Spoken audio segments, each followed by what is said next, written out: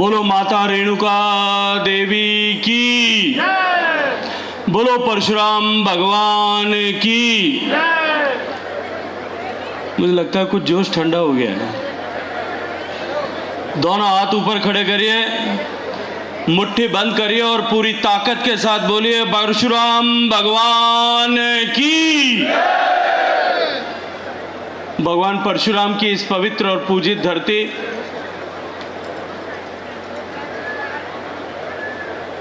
जहां भगवान परशुराम का जन्म हुआ,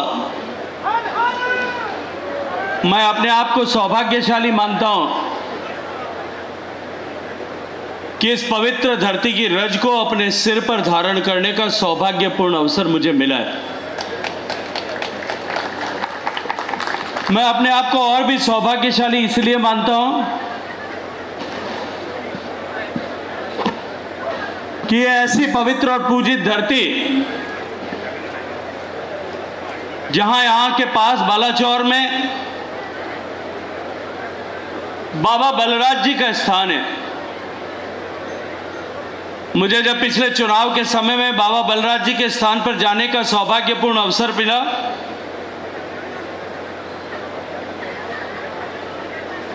और बाबा बलराज जी का इतिहास जब मैंने वहां पढ़ा, मेरे लिए यह सौभाग्य का विषय था कि मैं उन्हीं के परिवार का, उन्हीं के वंश का जाया हुआ। यह धरती पवित्र और पूजित है। भगवान परशुराम जी का यहां जन्म हुआ, बाबा बलराज जी का यहां प्रादुर्भाव हुआ। उसी अनुक्रम में प्रभु श्री राम के पूर्वज रघु महाराज ने यहां राहों का इस नगर की स्थापना की थी। यह धरती और भी पूजित है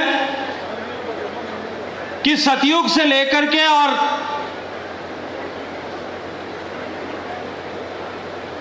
त्रेता युग में, त्रेता से जब हम द्वापर युग में यहां पहुंचे, तब भगवान श्री कृष्ण के काल में पांडवों ने यहां सूर्य कुंड की स्थापना इस राहों की धरती पर की थी। हमारी पौराणिक मान्यता है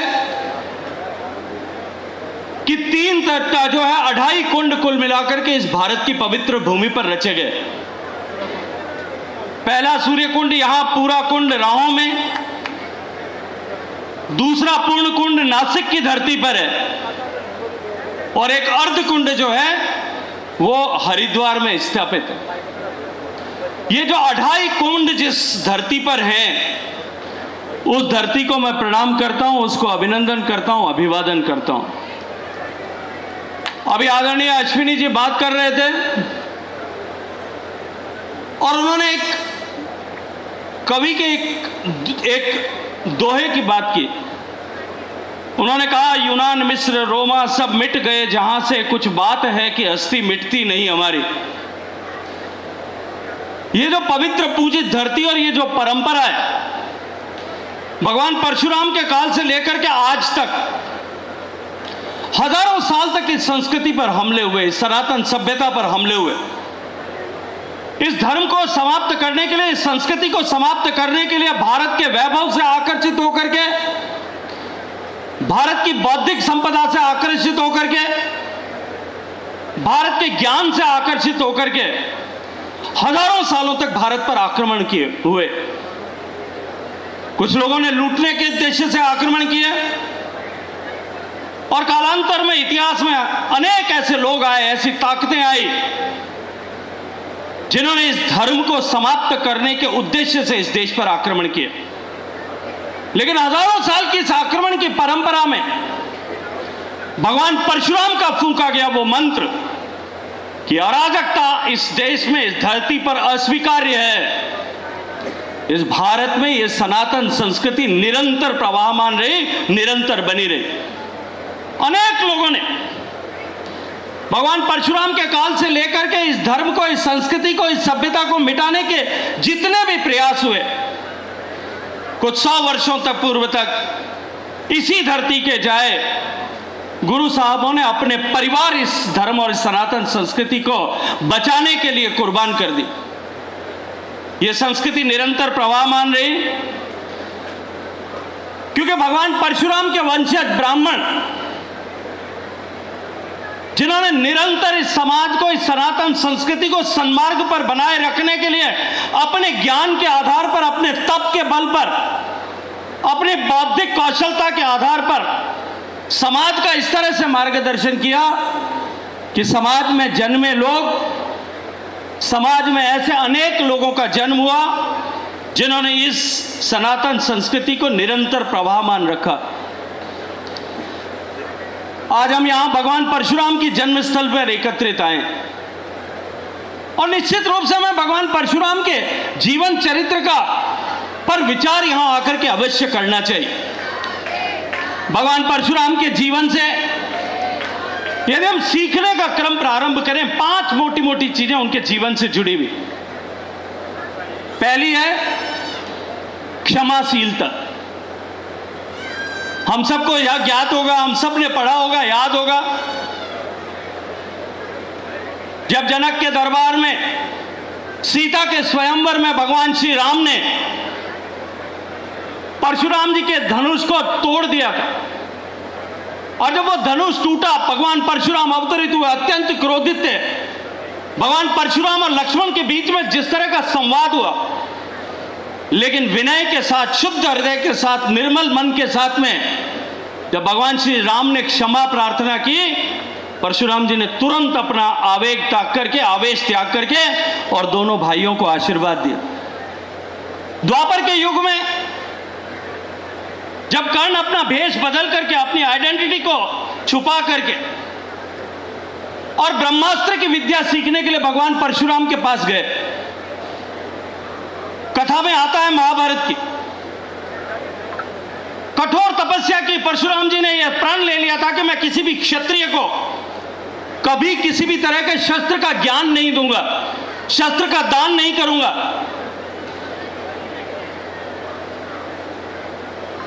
और जब गुरु द्रोणाचार्य ने भगवान परशुराम से उनके सारे शस्त्र मंत्र सहित मांग लिए थे, भगवान परशुराम के पास ने कर्ण जब अपनी आइडेंटिटी को, अपने परिचय को छुपा करके उनके पास गया, शिक्षक एक विद्यार्थी के रूप में रहा, कठोर परिश्रम, कठोर तप, उस तपस्वी साधु के साथ में रह करके उसके तेज को, उसके ताप को सहन करते हुए कर्ण ने जब वो विद्या हासिल कर ली, कथा में आता है एक दिन भगवान परशुराम सो रहे थे, विश्राम कर रहे थे, कर्ण शिष्य की गोद में उनका सिर रखा हुआ था और एक अलर्क कीड़ा, जो जिसके बहुत सारे पांव होते हैं, आपके यहां पता नहीं क्या कहते हैं, अलर्क, कन खजूरा जिसको कहते हैं, वो भगवान परशुराम की जांघ के ऊपर चढ़ने लगा। क्योंकि परशुराम जी की नींद में खलल न पड़े और धूप का तेज जो है उनके चेहरे पर न पड़े, कर्ण ने अपने दोनों हाथ से अपने गुरु के चेहरे पर छाया कर रखी थी। अब वो कीड़ा रेंगता हुआ कर्ण की जांघ पर चढ़ा और चढ़ करके उसकी जांघ में प्रवेश कर गया। अत्यंत कष्ट था, पीड़ा थी, वो कीट लगातार जांघ के अंदर घुसता जा रहा था, लेकिन गुरु की निद्रा में खलल न पड़े, कर्ण ने अपने हाथों को हिलाना स्वीकार नहीं किया।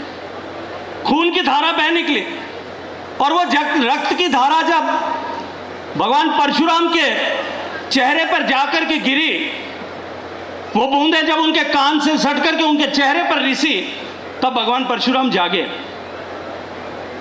उन्होंने जब वो दृश्य देखा और उन्होंने कहा कि तुम ब्राह्मण नहीं हो सकते, कोई ब्राह्मण इतना कष्ट नहीं सहन कर सकता, और क्रोधित होकर के कहा मैं शाप दे दूंगा, पहले मुझे बताओ कि तुम्हारी जाति क्या है। कर्ण ने जब सच स्वीकार किया, भगवान परशुराम क्रोधित हुए, तुमने छल से मुझसे विद्या हासिल की है, लेकिन तुम पात्र हो इसलिए जब तुमको आवश्यकता होगी, जब सबसे ज्यादा आवश्यकता इस ब्रह्मास्त्र की होगी, तब ये मंत्र तुम भूल जाओगे, तुम्हें याद नहीं रहेगा। लेकिन उसको क्षमा कर दिया। जब भगवान परशुराम के भाइयों को अपने पिता ऋषि जमदग्नि क्रोधित हो गए और उन्होंने जब श्राप दे दिया, उनको मूर्तिवत कर दिया, वो भगवान परशुराम थे कि उन्होंने क्षमा करते हुए, अपने भाइयों को क्षमा करते हुए अपने पिता से न केवल उनकी उस श्राप से मुक्त कराने का काम किया, अपितु उन्हें अभय दान देकर के आगे के लिए जो है जीवन के लिए प्रेरित किया। भगवान परशुराम के जीवन से दानशीलता सीखने की आवश्यकता। जैसा मैंने कहा, द्रोणाचार्य गए और उन्होंने कहा, भगवान परशुराम आप शस्त्र का संग जो है आपने इतनी बार पृथ्वी से अराजकता के लिए संहार किया, लेकिन आज जब आपने यह तय कर लिया कि मैं शस्त्र त्याग कर रहा हूं, मुझे आपके शस्त्र दीजिए। उन्होंने अपने सारे शस्त्र जो है मंत्र सहित द्रोणाचार्य को दे दिए। भगवान परशुराम ने जब सहस्त्रार्जुन का वध किया और पूरी पृथ्वी पर विजय प्राप्त कर ली, उन्होंने पृथ्वी को भोगा नहीं कि ब्राह्मण का कर्म पृथ्वी का भोग करना नहीं है। उन्होंने पूरी पृथ्वी जो है वो एक बार एक साथ में दान देकर के पात्र व्यक्तियों के हवाले कर दिया। भगवान परशुराम से न्यायप्रियता सीखी जा सकती है उनके जीवन से, कि अन्याय के सामने झुकना वो अन्याय करने से भी ज्यादा बड़ा है। भगवान परशुराम के जीवन से पितृभक्ति सीखी जा सकती है कि पिता ने जब आदेश दिया, आंख मूंद करके अपनी माता का भी जो है सिर कलम करने में उन्होंने एक क्षण भी विचार करना स्वीकार नहीं किया। यह जो संहारक शक्ति पर भगवान परशुराम की थी, इस शक्ति ने कैसे जो प्रेरणा मिली और ब्राह्मण ने जो तेज उसके माध्यम से अर्जित किया, उस तेज ने इस देश में सनातन संस्कृति को निरंतर बनाए रखने का मंत्र जो है इस देश को दिया। मैं इस पवित्र और पूजित धरती को प्रणाम करते हुए रामचरितमानस का उल्लेख आदरणीय अश्विनी जी ने किया। रामचरितमानस की गोस्वामी तुलसीदास जी ने जो एक पंक्ति लिखी है उसका उल्लेख करना चाहता हूं। तुलसीदास जी ने लिखा, परशुराम जी के लिए बात कहते हुए, भगवान श्री राम, जब मैंने कहा कि धनुष टूट गया था, जब भगवान परशुराम क्रोधित थे, तब राम जी ने जो पंक्ति कही, देव एक गुण धनुष हमारे, 9 गुण पनम पुनीत तुम्हारे। हमारे पास तो क्षत्रियों के पास एक गुण है, हम सिर्फ धनुष चलाना जानते हैं, शस्त्र चलाना जानते हैं। हे भगवान, शेष 9 गुण जो है वो आपके अधीन है, और वो 9 गुण है ऋजु, तपस्वी, संतोषी, क्षमाशीलो, जितेंद्रिय, दाता, शूरो, दयालुष्य, ब्राह्मणो नवर विगुणे। ये 9 गुण ब्राह्मण के गुण हैं। वो 9 गुण हैं कि वो ऋजु हो, सरल हो, वो तपस्वी हो, वो संतोषी हो, वो क्षमाशील हो, वो जितेंद्रिय हो, जिसने अपने इंद्रियों को वश में कर रखा हो, वो दाता हो, वो बहादुर हो, शूर हो, और दयालु और कृपामय हो। ये 9 गुण के साथ साथ में 8 गुण के साथ में 9वां ब्रह्म ज्ञानी है। ये 9 गुण जो है ये ब्राह्मण के स्वाभाविक गुण है। ये हमारी गीता में लिखा गया। जो ब्राह्मण के स्वाभाविक गुण थे, वो गुण परशुराम के चरित्र के आधार पर ब्राह्मणों के 9 गुण तय किए गए थे। मन का निग्रह करके किस तरह से समाज का मार्गदर्शन किया जाए, और ये जो लगातार सदियों तक ये परंपरा बनी रही। जब कभी भी इस देश में इस तरह का बदलाव आया, बदलाव का समय आया, उस समय ब्राह्मण ने देश का मार्गदर्शन किया। आज एक बार फिर हमारा देश उसी रास्ते से गुजर रहा है, उसी मार्ग से गुजर रहा है, और देश और समाज आज वापस एक बार फिर ब्राह्मण की तरफ देख रहा है। और ब्राह्मण, जब ब्राह्मण अपने आप में रचना करने पर आ जाए, तो ब्राह्मण का कहीं कोई किसी भी तरह का स्वानी नहीं हो सकता। ब्राह्मण का किसी भी तरह का कोई तुलना नहीं हो सकती, क्योंकि ब्राह्मण अगर देने पर आ जाए तो अश्विनी जी वो दधीची बन जाता है। वो दधीची बन जाता है, अपनी अस्थियों का दान कर देता। ब्राह्मण अगर लेने पर आ जाए तो वो सुदामा बन करके भगवान श्री कृष्ण से 3 लोग के नाथ से जो है वो 2.5 लोग अपने एक मुट्ठी चावल के बदले पर ले सकता है। ब्राह्मण अगर तप करने पर आ जाए तो वो कपिल मुनि बन जाता है, और ब्राह्मण अगर परीक्षा लेने पर उतारू हो जाए तो वो भृगु ऋषि बन जाता है। ब्राह्मण अगर अहंकार के समन पर आ जाए, अपने आप को निर्मल बनाने पर उतर जाए, तो वो अगस्त्य मुनि बन जाता है। और ब्राह्मण अगर धर्म की स्थापना पर आ जाए तो 32 साल के उम्र में इस देश में धर्म की पुनर्स्थापना करने वाला जो है गुरु आदि गुरु शंकराचार्य बन जाता है। ब्राह्मण अगर नीति निर्धारण पर आ जाए तो वो चाणक्य बन जाता है, और ब्राह्मण अगर हाथ में तलवार उठा करके युद्ध करने पर आ जाए तो वो बाजीराव पेशवा बन जाता है। ब्राह्मण अगर बगावत पर उतर जाए तो वो मंगल पांडे बन जाता है, और ब्राह्मण अगर प्रतिज्ञा निभाने पर उतर जाए तो चंद्रशेखर आजाद बन जाता है कि मुझे जीते जी गिरफ्तार ये अंग्रेजों की सेना नहीं कर सकती। ब्राह्मण अगर क्रांति करने पर उतर जाए तो वो राम प्रसाद बिस्मिल बन जाता है, और अगर संघर्ष पर आ जाए तो वो वीर सावरकर बन जाता है। ब्राह्मण अगर क्रोध में आए तो परशुराम बन जाता है, और अगर संगठन करने पे जुट जाए तो अगर गुरु जो है डॉक्टर हेडगेवार बन जाता है। ब्राह्मण अगर राजनीति पर आ जाए तो अश्विनी शर्मा बन जाता है, और ब्राह्मण अगर दान देने पर आए तो मैंने जैसा यहाँ से प्रारंभ किया अपनी अस्थियों का दान देने वाला ऋषि दधीची बन जाता है।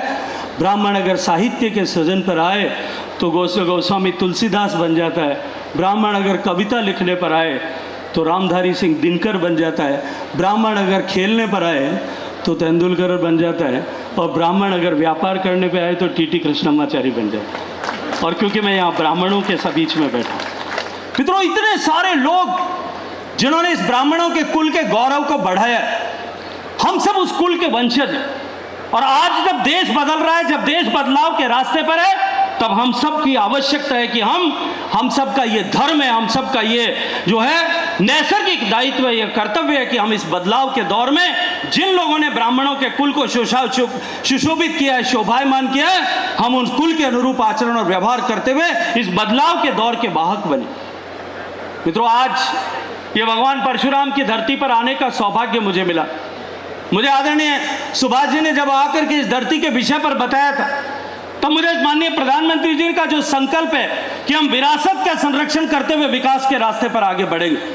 जिस तरह से भगवान श्री राम के स्थल का, अयोध्या का पुनर्निर्माण माननीय प्रधानमंत्री जी के मार्गदर्शन में हुआ, जिस तरह से काशी विश्वनाथ के कॉरिडोर का निर्माण माननीय प्रधानमंत्री जी के मार्गदर्शन में हुआ, जिस तरह से उज्जैन में महाकाल लोक का पुनर्निर्माण हुआ, जिस तरह से जगन्नाथपुरी में जगन्नाथ धाम का पुनर्निर्माण का काम आज पूरी तेज गति के साथ में चल रहा है।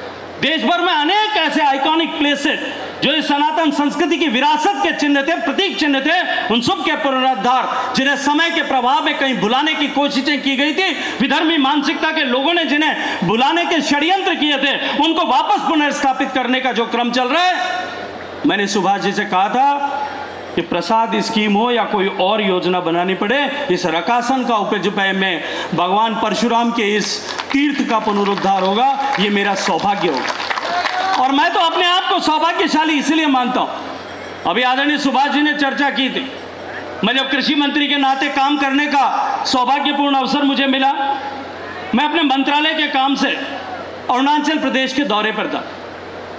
रात्रि विश्राम था, नामसाई नाम की एक जगह पर एक बौद्ध विहार में रात को रुका था। अरुणाचल प्रदेश के मुख्यमंत्री भी वहाँ मेरे साथ में रुके थे। रात में चर्चा करते करते उन्होंने, हम एक दूसरे से क्योंकि पुराने परिचित हैं, एक दूसरे के शौक को जानते हैं, उन्होंने मुझे कहा कि भाई साहब मोटरसाइकिल आजकल चला रहे हो कि नहीं चला, क्योंकि वो भी मोटरसाइकिल चलाने के शौकीन हैं। मैंने उनसे कहा कि अब अवसर नहीं मिलता, तो उन्होंने कहा कि अवसर सुबह तैयार कर देते हैं भाई साहब, हम दोनों मोटरसाइकिल लेके घूमने चलते। उन्होंने 2-3 मोटरसाइकिल मंगाई। माननीय मुख्यमंत्री पेमा खांडू जी, मैं, वहाँ के चीफ सेक्रेटरी उस समय जो थे, आजकल दिल्ली के चीफ सेक्रेटरी हैं, हम सब लोग मिलकर के 4-5 मोटरसाइकिल लेकर के मुझे वो एक स्थान पर लेके गए। मैं कभी जानता नहीं था, मैंने कभी सुना भी नहीं। लगभग 70-80 किलोमीटर दूर वो स्थान था। नीचे पहुँचे, नदी बह रही थी, और उस नदी के मुहाने पर एक मोटरसाइकिल ने नीचे छोड़ करके हम पैदल गए। सीढ़ियाँ चढ़ करके ऊपर छोड़े, एक छोटा सा मंदिर, मुझे बताया गया कि ये परशुराम कुंड है और बहुत ऐतिहासिक स्थान। छोटा सा मंदिर बना था पुराना, एक मूर्ति लगी थी सीमेंट से बनी हुई, कुछ भाविकों ने बनाई, कुछ सीढ़ियाँ लगी हुई थी, और नीचे वापस नदी में उतरने के लिए भी लगभग 400 सीढ़ियाँ। हम वहाँ नीचे गए, बताया गया कि यह परशुराम कुंड है, और उस परशुराम कुंड के सामने नदी के प्रवाह क्षेत्र में, नदी के बीच में एक बड़ा शिलाखंड है। इतनी वेगवती नदी है, लेकिन उस नदी के बीच में वो शिलाखंड अडिग खड़ा है। ये कहा गया कि भगवान परशुराम ने अपने सारे शस्त्रों का त्याग करने के बाद में यहाँ इस पर्वत पर आकर के अंतिम जो है तपस्या की, और उस तपस्या के बाद में क्योंकि भगवान परशुराम चिरंजीवी हैं, वो अंतर्ध्यान होकर के महेंद्रगिरी पर्वत पर जाकर के आज भी तपस्या दी। वो भगवान परशुराम के जीवन से जुड़ा हुआ बहुत महत्वपूर्ण स्थान था। मेरे मन में प्रेरणा हुई कि इस स्थान का निश्चित रूप से उद्धार होना चाहिए, इस स्थान पर कुछ काम होना चाहिए। मैंने वापस आकर के सम्माननीय प्रधानमंत्री जी के सामने निवेदन किया। कुछ दिन बाद में चुनाव होने वाले थे, उन्होंने सुना और सुनकर के अपनी बात को अपने पास में रख लिया।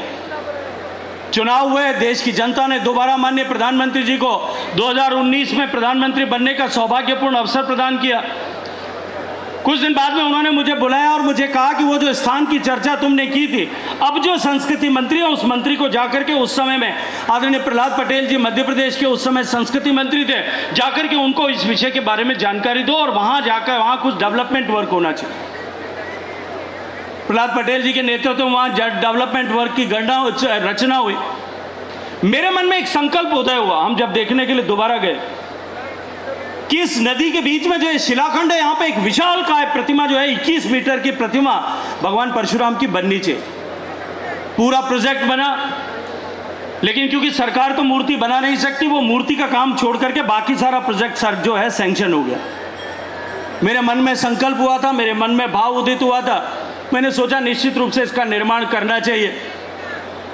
मेरे मित्र हैं सुशील ओझा जी, कलकत्ता में निवास करते हैं, राजस्थान के रहने वाले हैं, विप्र फाउंडेशन के राष्ट्रीय अध्यक्ष हैं। मैंने उनसे कहा कि ऐसा मन में विचार आया, भगवान की कृपा से, परशुराम जी के आशीर्वाद से मैं आज जिस मुकाम पर खड़ा हूँ, इस मूर्ति को बनाने के लिए जो 10-12 करोड़ रुपए की आवश्यकता है, मुझे लगता है कि मैं एक आध टेलीफोन किसी बड़े ब्राह्मण व्यक्ति को करूंगा, टीटी कृष्णमाचारी जैसे आदमी को करूंगा या मदन पालीवाल जैसे व्यक्ति को करूंगा, तो भगवान परशुराम की मूर्ति वो सहर्ष बना देंगे। लेकिन समाज उसके साथ में नहीं जुड़ पाएगा। सरकार अगर काम कर देगी या कोई एक व्यक्ति काम कर देगा, वो समाज के लिए आस्था का केंद्र नहीं बन सकेगा। उन्होंने कहा कि ये आप काम हमको सौंप दो, हम इस काम को पूरा करेंगे। मैंने फिर आग्रह के साथ में उन्हें कहा कि काम तो मैं आपको दे दूंगा, और मैं जानता हूं कि ब्राह्मण पैसा इकट्ठा करने में, देने में थोड़ा थोड़ा, पैसा अगर कम पड़ जाए, आप मुझे आधी रात को आवाज दीजिएगा, बचा हुआ सारा पैसा खर्च करने की, लाने की जिम्मेदारी मैं लेता हूं। आप इसे समाज के हर व्यक्ति तक पहुंचाने का काम करो। और मैं आज अभिनंदन करता हूं उनका, उन्होंने पूरे देश में परशुराम कुंड की महत्ता को वापस स्थापित करने का काम किया। अभी वो मूर्ति वहां इरेक्ट हो रही है। भगवान परशुराम की उस कुंड के स्थान पर आदरणीय गृह मंत्री अमित शाह जी गए थे। मैंने एक सामान्य अनुरोध किया, मैं कहा भाई साहब आपको 5 मिनट वहां जाना चाहिए। वो 5 मिनट के लिए नहीं, वहाँ 1.5 घंटे के लिए गए, पड़ोस में गए थे, 1.5 घंटे तक वहाँ रुके, और वहाँ उन्होंने लगभग 1500 करोड़ रुपए से ज़्यादा का इन्वेस्टमेंट हो, वहाँ रेल पहुँचे, उसकी व्यवस्था करने का भी निर्देश दिया। और मैं आज गर्व के साथ में एक बात कह सकता हूँ कि वो परशुराम कुंड जो है आने वाले समय में इस देश का नहीं, दुनिया का सबसे बड़ा ब्राह्मण तीर्थ बनेगा। मुझे वो सेवा का सौभाग्य मिला था, और मैं तो अभिनंदन करता हूँ आदरणीय सुभाष जी का, इनको प्रणाम करता हूं कि उन्होंने सेवा का दूसरा सुअवसर मुझे प्रदान किया। ये रकासन भी इसी तरह से तीर्थ बने, लेकिन मैं फिर कहूंगा केवल सरकार के प्रयासों से कोई तीर्थ नहीं बनता। तीर्थ बनने के लिए हम सबको मिलकर के, साथ मिलकर के जुटना पड़ता है, समाज को साथ जुटना पड़ता है, समाज को उसके साथ में अपनी सहभागिता और प्रतिबद्धता तय करनी पड़ती है, तब जाकर के वो तीर्थ बनता है।